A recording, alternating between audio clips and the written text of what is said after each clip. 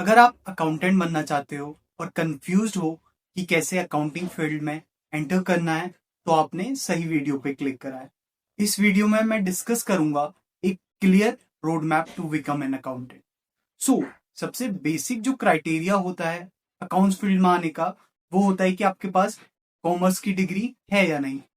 Degree commerce की मतलब BCom या बीबीए, और अगर आपके पास मास्टर्स डिग्री है एमकॉम एमबीए, तो ये एक प्लस पॉइंट है। पर जो डिग्री होती है वो एक बेसिक क्राइटेरिया होता है। डिग्री ही इनफ नहीं है जॉब पाने के लिए। जो चीज मैटर करती है वो होती है आपकी स्किल्स। सो जो टॉप 5 स्किल्स हैं अकाउंट्स फील्ड में एंटर करने के लिए, पहला, अकाउंटिंग कंसेप्ट्स। आपके अकाउंटिंग कंसेप्ट्स क्लियर होने चाहिए। आपके डेबिट क्रेडिट्स कंसेप्ट्स क्लियर होने चाहिए।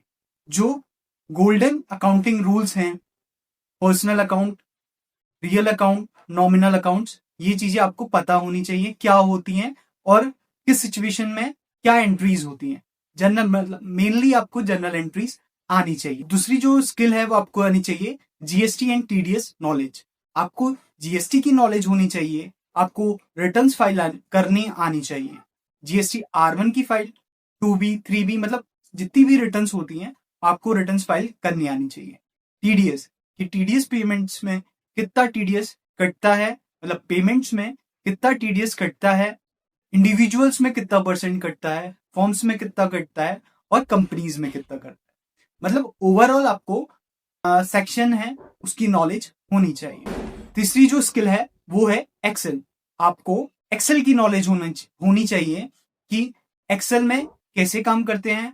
एक्सेल में आपको फॉर्मूलाज आने चाहिए, advance Excel, V lookup, pivot table, H lookup, sum if, ये सब कुछ फॉर्मूलाज आपको आने चाहिए। चौथा, आपको रिकंसिलेशन आनी चाहिए। रिकंसिलेशन मतलब बैंक रिकंसिलेशंस, जनरल रिकंसिलेशंस, इंटर कंपनी रिकंसिलेशंस और वेंडर रिकंसिलेशंस। फिफ्थ पॉइंट है जो आपका एक इंपॉर्टेंट पॉइंट है, वो है कम्युनिकेशन स्किल्स। अगर आपके पास सब ये चारों स्किल्स हैं पर आप डिलीवर नहीं कर पा रहे हो, अपने मैनेजर को ये नहीं बता पा रहे हो कि ये क्यों हुआ है, किस लिए हुआ है, मतलब अच्छे से एक्सप्लेन नहीं कर पा रहे हो, आपके अंदर कम्युनिकेशन स्किल्स नहीं है, तो सभी स्किल्स वेस्ट जाती हैं। सो आपको कंबाइन करना है सभी स्किल्स को। अब हम बात करेंगे एक्सपीरियंस की। जब भी आप कहीं जॉब देखने जाओगे तो वो आपसे आपके एक्सपीरियंस के बारे में पूछेंगे कि आपके पास क्या एक्सपीरियंस है। अब फ्रेशर के पास भाई एक्सपीरियंस कहां से आएगा? तो ये प्रॉब्लम हम सॉल्व करेंगे जब आप ग्रेजुएशन कर रहे हो।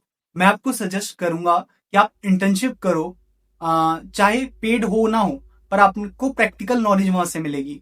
और जब आप इंटरव्यूज में जाओगे आगे, तो कंपनी कंसिडर करेगी कि आपके पास प्रैक्टिकल नॉलेज है।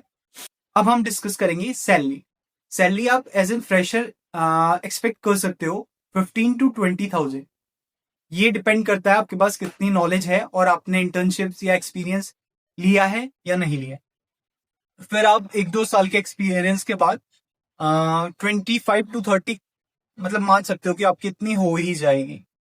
सो जो भी आपके पास मैंने स्किल्स बताई हैं उस पर आप काम करो, उन स्किल्स को सीखो और कंसिस्टेंट रहो और अकाउंट्स फील्ड में ग्रो करते रहो। अगर आपको ये वीडियो थोड़ी भी वैल्यूएबल लगी हो, so like and comment on my video and subscribe my channel Gaurav verse. Gaurav की दुनिया, गौरव।